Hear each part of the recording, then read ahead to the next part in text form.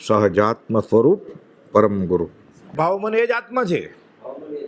એટલે ભાવ મન એટલે સ્વભાવ, અને દ્રવ્ય મન એટલે સ્વમાંથી બહાર શુભમાં હોય કે અશુભમાં હોય એ દ્રવ્ય મન. ભાવ આત્માનું બીજું નામ જ ભાવ મન છે, ગોપાલભાઈ કહ્યું છે. અને દ્રવ્ય મન એક વસ્તુ છે, પૂતગલ જળ. અને ભાવ મન એ પૌદ્ગલિક વસ્તુ નથી, ચેતન આત્મા સહજાનંદ આનંદ ઘન, એનું ત્રીજું નામ ભાવમન છે. એટલે ભાવમન તો સિદ્ધશીલે બધા ભાવમન છે, એનું નામ મન છે. પણ મન ભાવને બદલે જ્યારે સંકલ્પ વિકલ્પ કરે, રાગદ્વેષ કરે, હર્ષોક કરે, ત્યારે તરત જ એક જ પ્રદેશની બાજુમાં એ કાર્બન વર્ગાણા પકડી લે. અસંખ્યાત નહીં, અનંત કાર્બન વર્ગાણા છે. તરત જ દ્રવ્યમન થઈ જાય અને શુભ કે અશુભ કરવા માંડે. પણ જો નિર્વિકલ્પ છે, ગોપાલ લખ્યું ને 128માં, અમુક કાળ સુધી શૂન્ય સિવાય કંઈ નથી જોઈતું. જો વિચાર છે, વિકલ્પ નથી.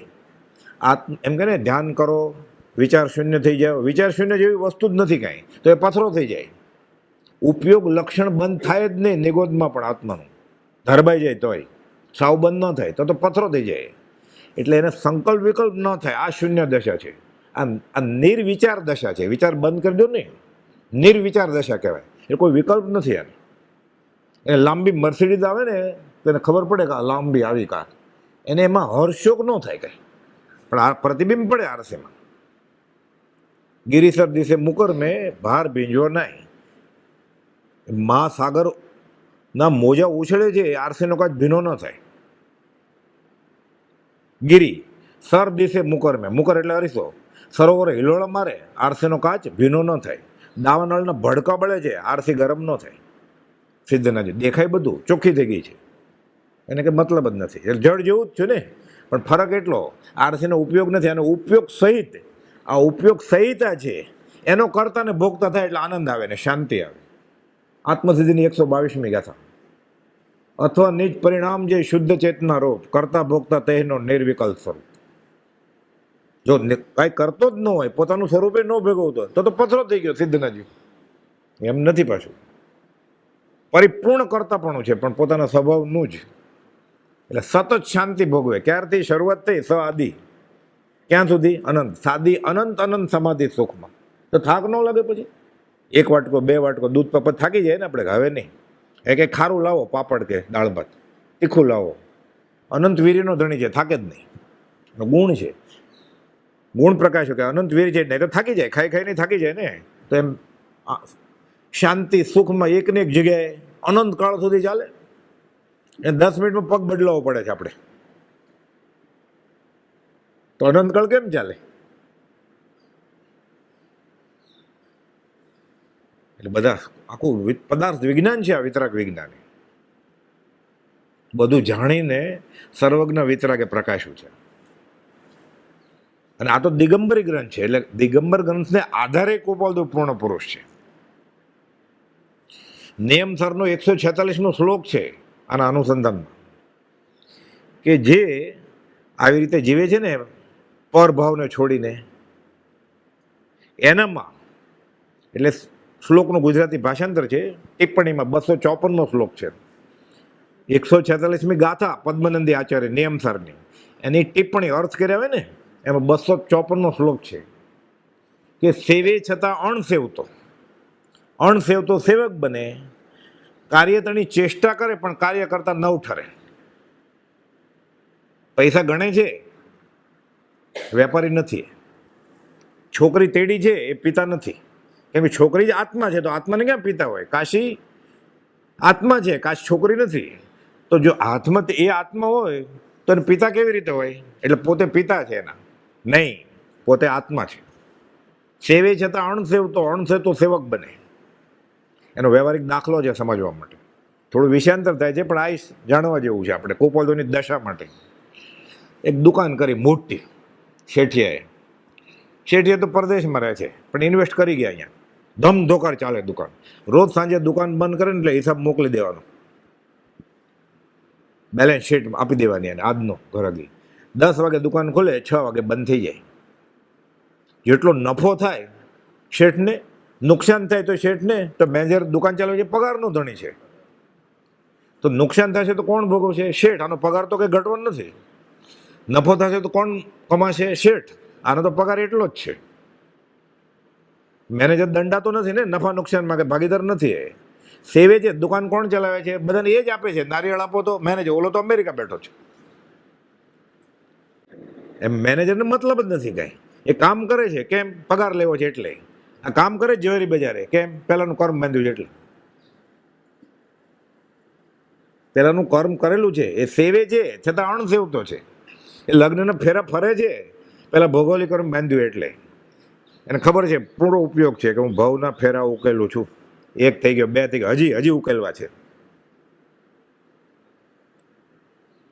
આપણને યાદ આવે ત્યારે આપણને એમ થાય કે આપણે ભવના ફેરા ઉકેલતા. ખોટું એ બોલવામાં એમ કહેતો. બગડી ન જાય ને, ઉધઈ ન ચડી જાય ને, ભેદ ન લાગી જાય, ચોંટી ન જાય ને કાગળિયા, એટલે આલ્બમની પેન ડ્રાઈવ, સીડી ને ડીવીડીની ક્લાઉડમાં મૂકી દીધું હોય ખર્ચો કરીને. નવો પાયણો હતો ને, ક્યારે બીજા કોઈ પાયણા જ નહોતા. બ્રહ્માનો વંશ શરૂ થયો ત્યારથી. ઘરે જઈને બધા લગ્નના અને જન્મદિનના આલ્બમ નહીં ફેંકે ને ત્યાં સુધી મુમુક્ષતા કેવી રીતે આવશે? મુમુક્ષતા કેવી રીતે આવે? ફોટા ફાડ નાખવો પડે ને. ત્યાં ત્રીજી લાઈનમાં ઓલો સફેદ શર્ટ પહેર્યું છે ને, એની બાજુમાં લાલ શર્ટ વાળો એ હું છું. તું આય નથી તો ઓલો કાગળિયો તું થઈ ગયો. કાગળિયો તું થઈ ગયો. પૂર્ણ પ્રતીતિ છે એને કે હું છું. એ ત્રીજી લાઈનમાં સફેદ શર્ટ વાળાની બાજુમાં. એ થોડો સફેદ પહેરે, એ તો લાલ જ પહેરે ને. એ હું છું કે, એટલે હું શરીર તો છું, હું લાલ શર્ટ વાળો હું છું. અને પાછો આત્મ ભાવના ભાવતા જ હું દેહાદી સ્વરૂપ નથી. પારો ફરે છે કે માળા ફરે છે કે કરમ ફરે છે? ભાગ પારા ભાગ પાછળ બીજો આવે છે. હવે 10:30 થવા આવ્યા, 36 માળા પૂરી કરવાની, હજી મોડું થઈ ગયું. સમાધિ મરણ એમ થતા છે? સમાધિમાં છે જ નહીં, સમાધિ મરણ થઈ જશે. દિલ્હી બહુ દૂર છે. એટલે 146માં શોકની ટિપ્પણી 254માં લખ્યું છે. પછી આગળ અર્થ કર્યો છે એનો. ઓહો, આ દશાવાળા જીવ આ પરભાવ છોડીને સ્વભાવમાં આવી ગયા છે. ઓહો, આપણે કેટલા જડબુદ્ધિ છીએ કે વિતરાગમાં ને આ પુરુષમાં આપણે ફરક સાંભળીએ. આ કોબોદોને ખબર હશે ગાથા નિયમ થઈને, એટલે લખ્યું અમને વિતરાગતા સિવાય કોઈ બીજું વેદ જ નથી, અમારા મને વિતરાગમાં ભેદ ગણતા નહીં. પણ આપણે જડબુદ્ધિ છીએ કે આપણે આવા પુરુષમાં અને વિતરાગમાં ભેદ સમજીએ. એટલે એને ગુજરાતીમાં કહ્યું, મુનિ અમારામાં વિતરાગમાં ભેદ સમજતા નહીં. એમને બોલ્યા હોય કોપોલ તો શું અજાણ્યું હોય? એટલે કોઈક ભવિષ્યમાં નિયમસર વાંચશે અને મને ઓળખશે અને મોક્ષે જશે, મહાવીરને માનશે તોય સારું. કે એટલે વ્યવસ્થિત રીતે દિગંબર આમનાયના શાસ્ત્રો વાંચતો હશે ને, સદગુરુને લખશે, એને નિયમસર સમજાઈ જશે તો કોપોલ તો કોણ છે સમજાય. 5 ઇન્દ્રિયો કાબુમાં હોય, નિયમસર વાંચવાનો નિયમ ખબર નથી અને દ્રવ્યાન યોગને સિદ્ધાંત બોધ વાંચે તો કેવી રીતે કામ થાય? અને કોપોલ ગુજરાતીમાં લખ્યું છે કે વેદાંત પ્રમાણે તો અમે કેવળ જ્ઞાની છીએ જ અત્યારે, ઝવેર વિહારને ગલ્લે. વેદાંતની રીતિ એ તો કેવળ અત્યારે જ વેદાંતમાં આત્મા અનુભવાય જાય એટલે કેવળી કહેવાય. અને વેદાંતમાં તો ચરમ શરીર છે એમ બધા જ શાસ્ત્રોમાં લખેલું છે. એના ત્યાં તો મોક્ષ મળે જ છે. અહીંયા મળતો તો કોઈ બોર્ડ મારી દીધું દુકાનમાં, અમારે ત્યાં માલ નથી. માલ નથી તો હવે ઘરાક કોણ આવશે? તમે બોર્ડ મારી દીધું કે માલ નથી. તો વૈષ્ણવમાં મળે છે, વેદાંતિમાં મળે, સ્વામિનારાયણ મળે, સારસામાં મળે, સંતરામમાં મળે. અહીંયા માલ નથી એટલે અહીંયા કોઈ આવે જ નહીં ને ઘરાક. બોર્ડ મારી દીધું એમ કહેવાય મગાવ્યો છે તોય વળી કોક આવે કે કાલે આવશું. આ તો બોર્ડ જ મારી દીધું કે અમારી પાસે આ માલ નથી એટલે મહેરબાની કરીને અહીંયા આવતા નહીં. એટલે પ્રભાવ નથી, માર્ગ નહીં કે વિરોધ નથી. આ સ્કૂલમાં મેટ્રિકનું સેન્ટર નથી એટલે મહેરબાની કરીને પ્રવેશ લેતા નહીં કોઈ. પણ હાથમાં ધોરણ તો ભણાવો, પછી પેટલાથી વડોદરા મોકલજે. હમણાં તો ભણાવો, એટલી વાર પછી દાખલ થશે તો કોઈ આવી જશે 8માં 9માં ભણાવવા વાળો, તો મેટ્રિક શરૂ થશે ને. તો 7 સુધી તો ભણી લે, પણ તને ખબર પડશે તો કોક આવી જશે તો તું જ આવી જાય, તું જ બધાને બતાવવા માંડીશ, ભણાવવા માંડીશ. બોર્ડ મારી દીધું પછી કોણ એડમિશન લે પથરા ઘસવા માટે? કે અમારે ત્યાં સિલેબસમાં મેટ્રિક પાસ થવાતું નથી. અમારે ત્યાં મોક્ષ મળતો નથી. એના મંદિરમાં કોણ જાય? મોક્ષ બોર્ડ મારું છે મોટા અક્ષરે, એ મોક્ષ નથી. કોણ જાય? તમે કહી જ દીધું ટંકોત્કીર્ણવત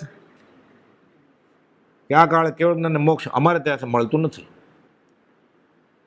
ખબર હોય તો ન બોલાય ને. ના હું તો કહીશ, ના હું તો કહીશ, ના હું તો બોલીશ. રહેવા દે એને સલાહ આપી, નહીં બોલતો. ના હું તો બોલીશ, ના હું તો ગાઈશ. ગાયું, ખબર પડી કે મોરલો જે ટવકો કર્યો, માર્યું બાણ ભારતી, મોરલો મારી નાખ્યો. ના હું તો ગાઈશ, એટલે ગા. એમ ગવાય ગમે ત્યાં? તોડી ફોડીને જે સમજ્યો હતો ને બધું કહી દીધું એને, ખબર હતી એ સાચું ખોટું. આનો પર દાખલો આપતા પ્રભુજી કે માં પ્રસૂતિ કરવા દાખલ થયેલી ને પછી લઈ આવી બાબલું. એક છોકરું તો હતું છે, બીજું એક જ કેમ લાવી? મારે બે જોઈએ. કોણ પૂછે છે? ઓલો મોટો છોકરો 5 વર્ષનો છે, નાનું લઈ આવી. હું ફરી વાર જઈશ ને ત્યારે બીજું લઈ આવીશ. એને એમ કહેવાય તોડફોડ કરીને સમજાવાય બધું માએ કે હું ફરી વાર જાય ત્યારે તોફાન નહીં કરું, ફરી વાર જાય ત્યારે લઈ આવી છે. બોલો શાંત થઈ ગયો. સમાધાન કરવું પડે ને. ન્યાય કરાય કે તોડી ફોડીને કહેવાય કે એક કેમ લાવીને બે કેમ ન થયા અને કેમ થાય છોકરાએ? એવું કરી નાખ્યું કે અમારી પાસે મોક્ષ નથી. એટલે બધા આવે છે ને ખબર છે કે મોક્ષ ન હોય, એ રીતે જ પુરુષાર્થ થાય ને પછી. એટલે પોતાના પગ ઉપર કુહાડી મારી છે.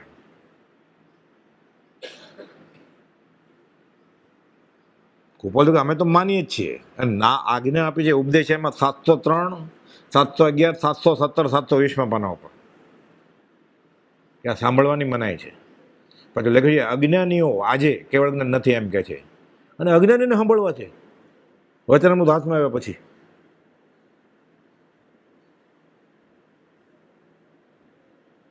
પહેલી લાઈનમાં બે જાય પર્યુષણ કરવા માટે, ત્યાં થાય પ્રભાવનો. એટલે બ્રહ્મચારી લખ્યું છે પત્ર સુધાના 1000મા પત્રમાં, જૂની આવૃત્તિમાં, કે પરમ કૃપાળુ દેહમાં પરમેશ્વર બુદ્ધિ નથી આવી એટલે જ્યાં ત્યાં માથા ભરાઈ જાય છે અને કુસંગનો વળગાડ વળગે છે. શું થશે? સહજાત્મ સ્વરૂપ પરમ ગુરુ.